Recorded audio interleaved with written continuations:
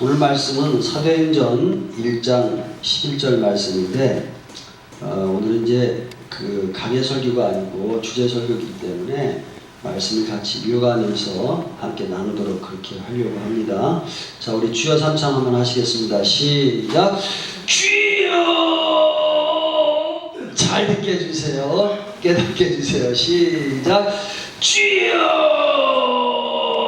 깨닫게 해주세요. 실천하게 해주세요. 시작! 주여! 실천하게 해주세요. 오늘은 좀 앞말을 좀 세게 해주시면서 이렇게 인사하시기 바랍니다. 오늘 주인공은 주님이십니다. 이렇게 인사 좀 하세요. 앞말 해주시면서.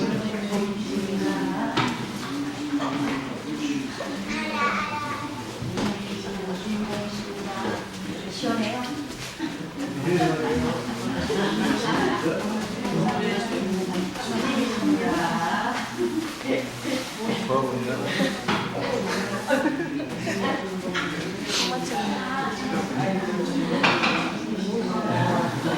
괜찮아, 밑에 위에는 봐주세요.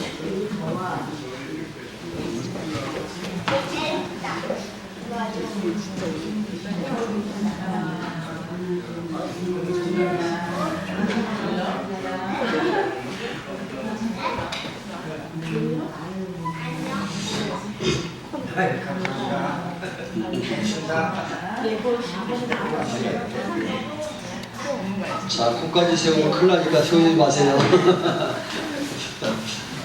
성경 전체를 우리가 크게 나누면 이렇게 나눌 수 있습니다. 오실 주님, 그러니까 예언하는 거죠, 그죠? 이게 구약입니다. 예수님이 오실 겁니다. 근데 진짜 오셨어요. 2000년 전에, 그죠? 오신 주님. 그리고 그 오신 주님이 다시 오실 것입니다. 그래서 다시 오실 주님, 이렇게 세 부분으로 나눌 수 있습니다. 그래서 먼저 오늘은 오신 주님에 대해서 우리가 어떻게 태도를 가지고 살아야 되는가. 여러분, 우리는 교회에 대해 생각할 때, 신앙에 대해 생각할 때 여러 가지 생각할 수가 있습니다. 건물이 커야 되고, 성도가 많아야 되고, 또 악기도 많아야 되고, 재능과 은사가 있는 사람도 많아야 되고, 다 좋아요, 그죠? 네? 성경 공부도 뭐 여러 가지 코스가 잘 되어 있어야 되고, 또 뭐 목사도 좀 박사학위를 좀 받고, 또 세상 저명한 박사 또 목사가 있어야 되고, 막 이렇게 따지면 한이 없습니다. 근데 그런 것들은 좀 우리가 하나님 편에서 볼 때, 우리 편에서 볼 때는 그래요, 그죠? 우리 편에서 볼 때 그렇게 딱 있으면 좋겠어요. 하나님 편에서 볼 때는 딱 한 가지입니다. 거룩함. 내가 지금 어떻게 거룩하게 살고 있느냐. 할렐루야. 이거예요, 이거. 이걸 상실해버리면 세상적인 조건이 우리가 보기에 아무리 좋아도 하나님 보기에는 뭐예요? 아니신 거죠. 아니신 겁니다. 그래서 우리가 거룩한 존재로 살고 그렇게 삶에 살아가는 원동력이 뭐냐 하면 하나님의 은혜에 대한 깨달음입니다.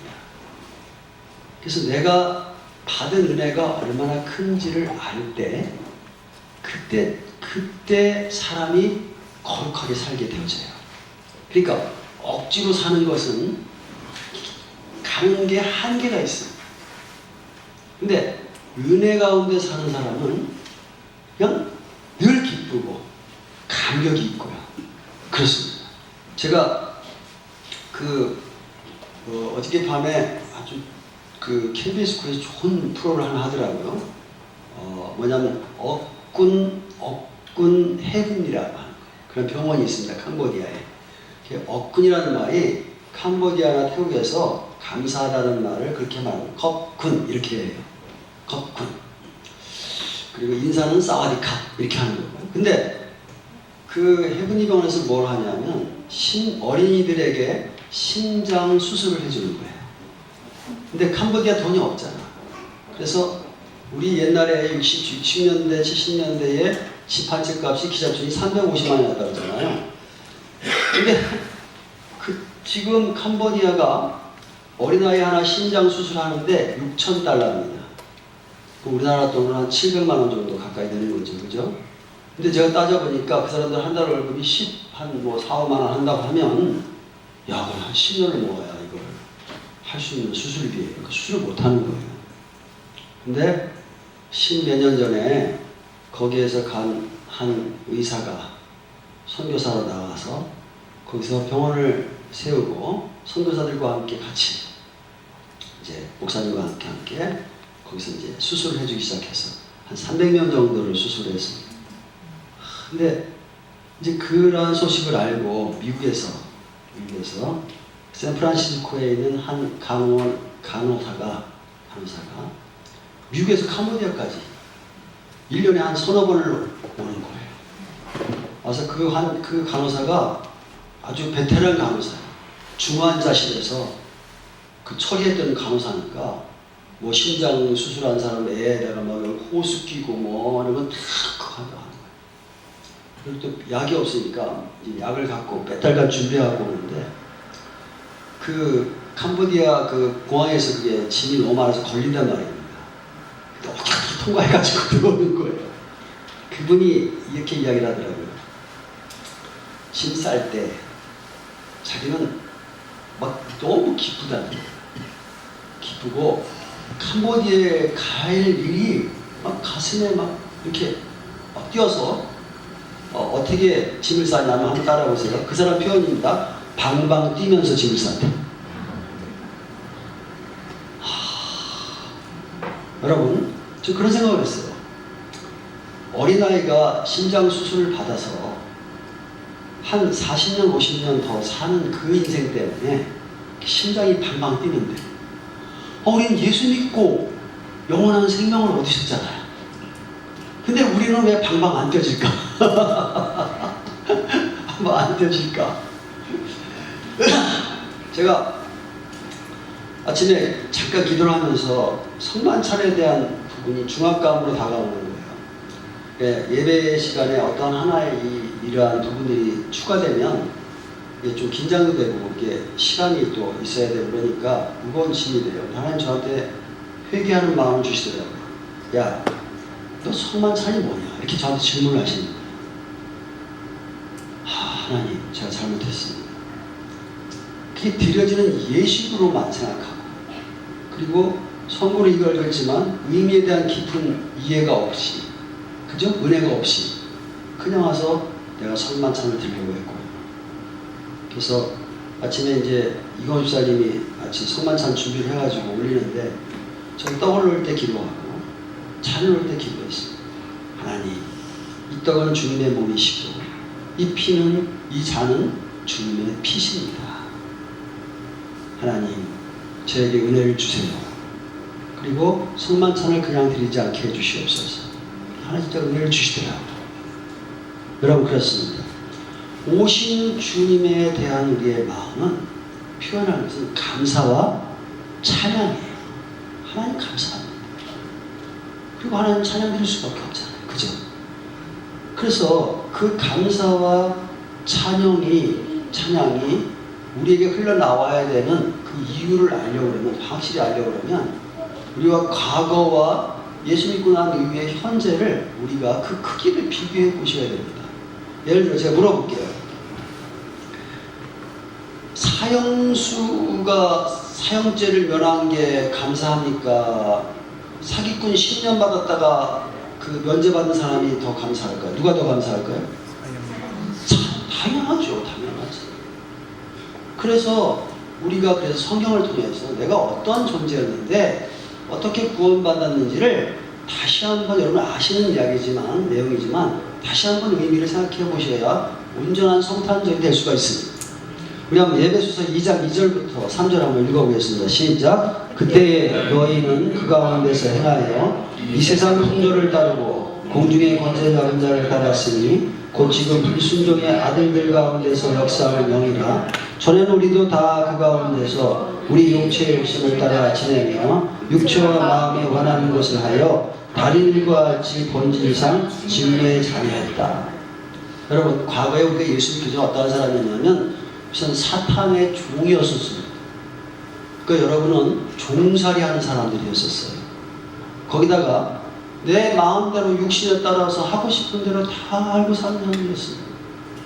그래서 결국 그 결과가 뭐냐? 사탄의 종이고 자기 마음대로 살던 그 결과가 하나님께 진노의 자녀였었어요. 여러분 그 진노의 형벌이 뭐예요? 그럼 지옥이잖아요. 지옥. 그 영원한 불길 가운데 가는 거 아닙니까? 그렇죠. 근데 현재 예수 믿고 나서 현재 어떠냐? 우리 에베소서 2장 4절에서 6절 한번 읽어보겠습니다. 시작. 긍휼히 풍성하신 하나님이 우리를 사랑하신 그 큰 사랑을 인하여 허물로 죽은 우리를 그리스도와 함께 살리셨고 너희는 은혜로 구원을 받은 것이라. 또 함께 일으키사 그리스도 예수 안에서 함께 하늘에 앉히시니. 진노의 자녀에서 사탄의 종에서 이제 하나님이 우리를 살리셔서 일으켜 세우시고 할렐루야. 이제 우리가 주저앉아 있는 사람들이 아니에요. 이제 뭐 조금 어려운 일이 있다고 뒤로 넘어지는 사람들이 아닙니다. 남들은 힘들어서 뭐 낙심하고 절망하고 우리는 그럴 이유가 없는 존재가 되었어요. 일으켜 세우셨기 때문에 할렐루야. 그래서 뭐예요? 하늘에 앉힌 바 된 사람. 할렐루야. 이제 김익자 이모님, 김옥순 어머님 이제 어디에 가신다고요? 하늘에 앉힘 받는 그러한 사람이 되실 줄로 믿습니다. 아멘. 그러니까 여러분 우리가 얼마나 놀라운 존재로 이게 바뀌었는지 그렇죠. 여러분 생각을 해보세요. 여러분들이 예를 들어서 그 원숭이였었는데 사람이 됐다. 그럼 어떠시겠습니까? 어떠시겠어요? 그렇죠? 그러니까 그래서 우리의 고백이 어떻게 해야 되느냐? 우리 한번 시편 69편 30절에서 31절 읽어보겠습니다. 시작. 내가 노래로 하나님의 이름을 찬송하며 감사함으로 하나님을 위대하시다 하니 이것이 소 곧 뿔과 굽이 있는 황소를 드림보다 여호와를 더욱 기쁘시게 합니다. 그래서 하나님이 감사와 찬양을 드리는 것을 어떠한 것보다 더 기쁘게 여기신다 이 말입니다. 왜요? 그럼 생각해보세요. 여러분들이 다 부모 자식을 키웠어요. 자식이 뭐 여러분 해주는 것도 많지만 그러나 부모가 해준 것에 대하면 여러분 어린 반푼어치도 없죠. 그죠? 그런데 그 자녀들이 그런 것들을 전체적으로 한꺼번에 할 수 있는 말이 뭐냐면 부모님 때문에 라는 거예요. 그죠? 나는 엄마 때문에 지금 이렇게 됐어. 감사합니다. 할렐루야. 나는 엄마가 너무너무 좋아요. 할렐루야. 이 찬양이 여러분 찬양. 이거면 다 끝나는 거야. 뭐 자녀들이 얼마나 해주겠어요. 여러분 해주겠어요. 저도요 이런 생각을 합니다. 저도 어렸을 때 젊었을 때 우리 부모님이 고생할 땐 제가 그랬어요. 부모님이 해달라는 대로 다 해주겠어요. 부모 고생하는 거 보니까 저 때문에 고생한 걸 보고. 그런데 막상 두 분이 저렇게 연로하셔서 오셔서 딱 와 계시니까요. 여러분 제가요 우리 부모님 때문에 늘 죄를 짓고 늘 회개합니다. 무슨 이야기냐면 처음에는 진짜 어려웠어요. 밥에 값상같이 먹는데 같이 밥을 못 먹게 돼요. 네? 우리 어머님 잡수다가 건덕지 하나만 있으면 입에서 빼가지고 그거를 손에다 쥐고 계시지. 후지해가겠지. 네? 우리 아버님 숟가락 가지고 넣으셨다가 이거 네? 우리는 모르는 거예요. 이가 없으시니까 못 씹으니까 그냥 이것도 잡수고 싶은데 숟가락 넣었다가 거기다가 그냥 국물만 잡수시고 제가 이걸 이해를 하겠습니까? 아니 이게 막 거기다 또 중간에 또 이게 나이가 들면 목이 이게 안 좋잖아요. 기관지가. 그러다 보니까 뭐 잡수면 재채기 하면 막 튀어나오지. 그러면 또 우리 아버님이요 일어나셔서 화장실 가서 재채기했으면 좋겠는데 제가 지금 생각하니까 90살 된 노인네가 이게 일어나기가 쉬우십니까? 못 일어나시는 거예요. 일어나고 싶어도. 네? 그러니까 어떤 때는 또 국물만 좋아하시니까 국물하고 따로 드리고 우리는 이렇게 따로 먹는단 말입니다. 아버님 국물 잡수다가 숟가락이 일로 와. 그럼 내가 그러지 아버님 그거 똑같은 거예요. 근데 제가 나중에 또 회개했습니다. 하나님 국물만 있는 게 맛있어 보여요. 김치찌개가 건덕지하고 다 있는 게 맛있어 보여요. 그래. 그렇습니다. 그래서 제가 그 다음부터 회개하고, 하나님, 비유가 상하든 안 상하든, 제가 비유가 명확하거든요. 아버님이 잡수던 거 같이 먹겠어요. 그리고 어머님이 간 거 같이 먹겠어요. 그래서 회개하고, 제가 참 해서 우리 어머님이 아버님하고 계신 동안에 한 2년 되셨는데, 진짜 회개 많이 했어요. 속으로. 겉으로는 표현을 못하고, 속으로. 갈등도 많이 겪었고. 그래서, 그래서 젊어서 우리 부모님한테 내가 잘해줘야겠다. 그거 다 새빨간 거짓말. 새빨간 거짓말이구나, 내가. 부모님을 모셔보니까 알겠어요. 같이 밥도 잘 못 먹겠는 거구나, 이게. 그래서 그런 생각을 하면서, 그러니 하나님의 은혜는 우리가 얼마나 기억하고 살겠어요. 자, 그렇죠. 성탄절날 난 여러분의 심령 속에 나를 구원하신 하나님의 은혜에 감사와 찬양으로 다시 회복되어지는 그러한 충만한 시간이 되시기를 소원합니다. 아멘.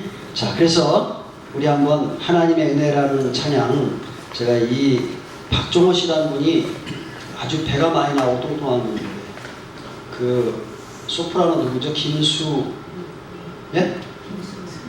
예? 조수미 죄송해요. 조수미하고 동창이에요. 서울대학에서 둘이 똑같이 장학생으로 유명한 사람이었습니다. 어느 날 하나님 박정호 씨는 은혜를 받고, 절대 그런데 노래 안 부르잖아요. 오직 하나님만 찬양하잖아요. 정말 진짜 천사 같은 목소리입니다, 그분이. 한번 저는 그런 게 아니니까 그냥 같이 한번 찬양 드리겠습니다.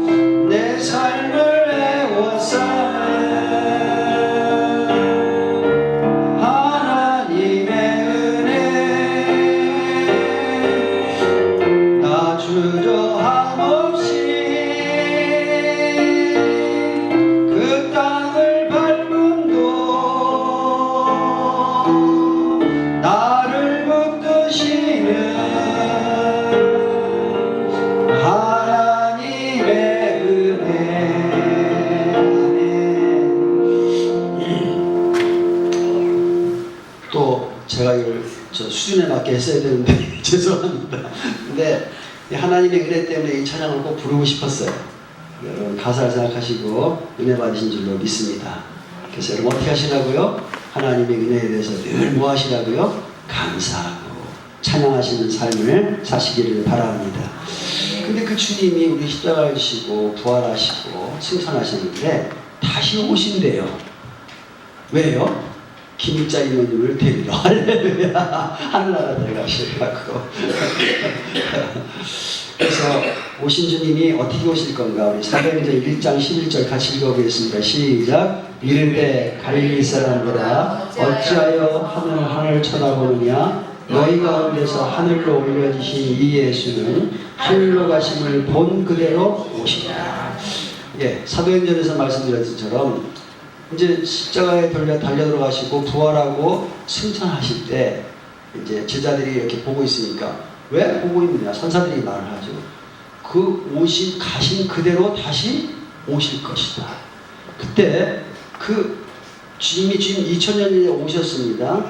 그리고 이제 가신 그대로 다시 오실 거예요. 우린 그 기간을 종말이라고 말하고 또 우리 구원받은 사람을 또 편에서 보면 은혜의 시대입니다. 우리 한번 고린도후서 6장 2절 한번 읽어보겠습니다. 시작. 보라 지금은 은혜 받을 만한 때요. 보라 지금은 구원의 네, 그렇습니다. 다시 주님이 오시면 이제는 노아의 방주가 문이 딱 닫히면 다시는 열려지지 않았듯이 다시는 이제 천국 문은 닫혀서 열려지지 않습니다. 그러니까 예수님이 다시 오시기 전에가 구원받을 수 있는 기회예요. 할렐루야. 우리들의 인생에서는 태어나서 죽을 때까지가 구원받을 수 있는 기회입니다. 그렇죠. 그런데 언제 죽는다고요? 죽을 날짜 아는 사람 손 드셨어요.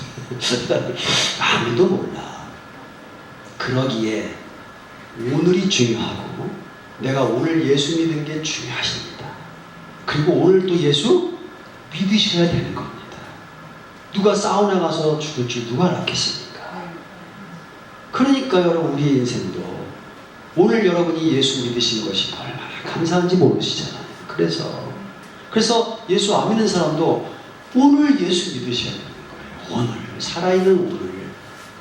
할렐루야. 자, 그 예수님이 다시 오실 때에는 예수님이 2000년 전에 이스라엘 땅에 오셨을 때는 저도 못 봤고 여러분들도 못 봤고 이스라엘에 사는 사람만 봤어요. 그 이스라엘 사는 사람도 다 보지 못했습니다. 예수님이 다시 오실 때에는 눈으로 보지 못하는 사람이 한 사람도 없을 것입니다. 자, 우리 한번 계시록 1장 8절 읽어보겠습니다. 시작. 볼지어다 그가 구름을 타고 오시리라. 각 사람의 눈이 그를 보겠고 그를 찌른 자들도 볼 것이요 땅에 있는 모든 족속이 그로 말미암아 애곡하리라 그러하리라. 아멘. 각 사람의 눈이 볼 거고 2000년 전에 태어난 사람도 볼 거고 그 다음에 3000년 전에 태어난 사람도 볼 것입니다. 할렐루야. 그러나 땅에 있는 사람들, 예수 믿는 사람들은 하늘로 들림을 받을 것이지만 땅에 남아 있는 사람들은 앞으로 이제 영원한 형벌 지옥에 갈 것이기 때문에 애곡할 것이다. 그렇습니다. 그렇습니다. 그래서 우리가 이 땅에 예수님이 다시 오시면 기회가 없기 때문에 지금을 은혜의 시대라고 부르는 이때에 우리가 해야 할 일은 뭐냐? 당신 오늘 예수 믿으셔야 된다고 이야기를 해주셔야 됩니다. 텔레비에 잘 나왔잖아요. 당신도 사우나 가서 죽을 수도 있어. 그러나 지금 예수 믿어야 돼요. 지금이 기회입니다. 라고 말씀하셔야 됩니다. 그렇죠? 자, 그러면 우리가 오실 주님을 우리가 생각하면서 오신 주님에 대해서는 감사와 찬양을 드려야 되지만 오실 주님에 대해서는 어떻게 해야 되죠? 준비를 하셔야지. 준비. 그렇죠?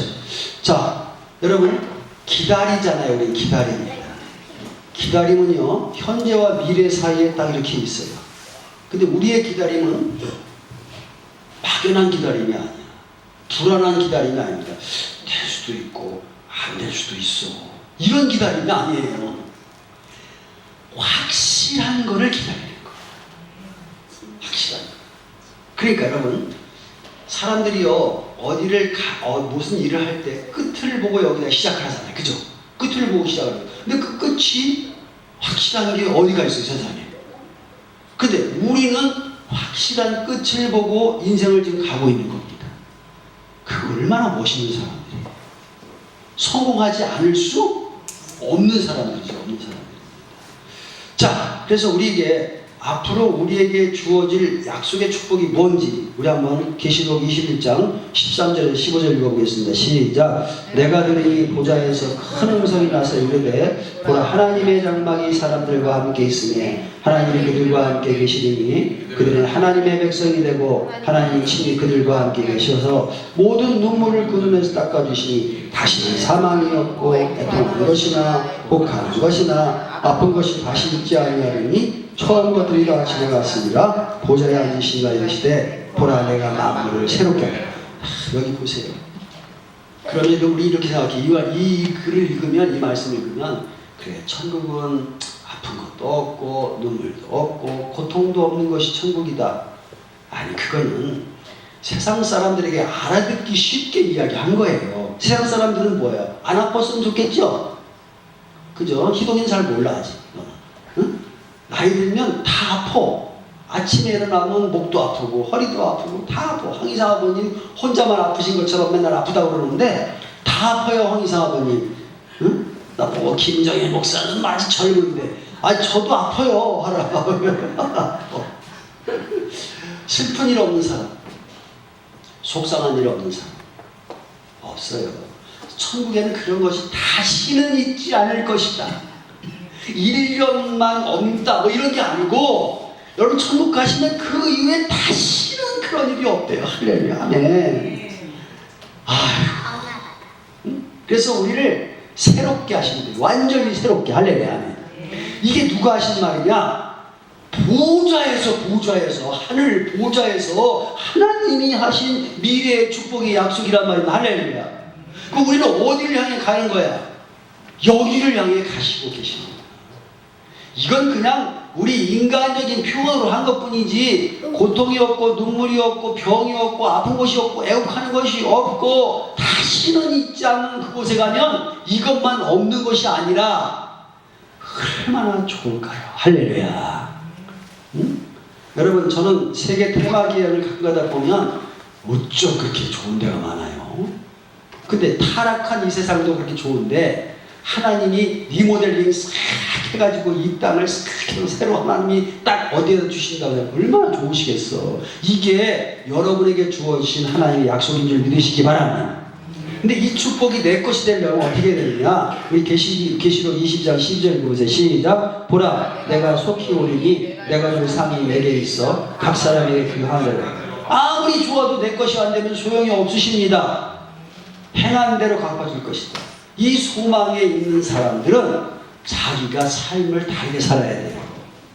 여러분, 춘향이가 이도령한테 만나서 암행어사의 부인이 됐지 않습니까?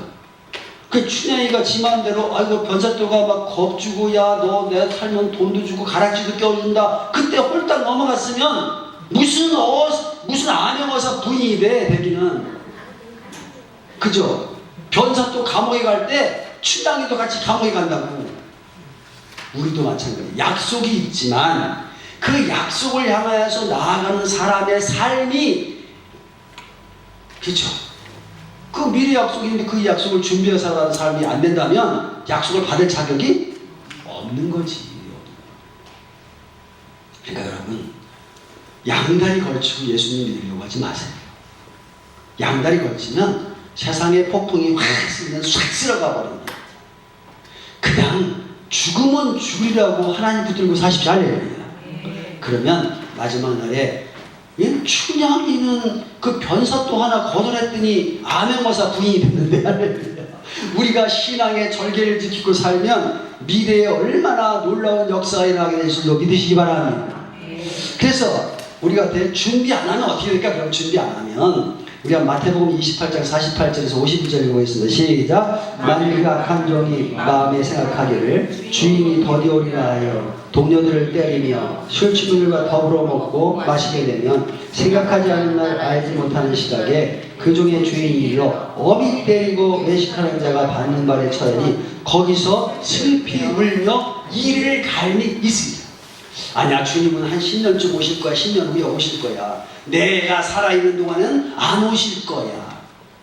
그리고 내가 지금 젊은데, 아직도 요새 100세 세대인데 100세까지 사는데 99세쯤 돼서 예수 믿고 1년 딱 믿고 가면 될 거야. 그 전에는 내가 먹고 싶은 거 다 먹고 하고 싶은 일을 다 하고 주일날도 아무렇게나 지내고 가고 싶은 데 가고, 그러다가 내가 딱 99세 때 가서 예수 믿고 죽으면 될 거 아니야.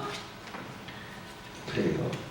그렇게 살다가 어느 날 죽으면 여러분 그냥 변사또처럼 같이 감옥에 가버리는 겁니다. 네? 여러분, 그래서 우리가 어떻게 살아야 되냐? 마태복음 25장 13절 같이 읽겠습니다. 시작. 그런즉 깨어있으라. 너희는 그날과 그때를 알지 못해. 무슨 말이에요? 깨어있으라. 무슨 말이냐? 내일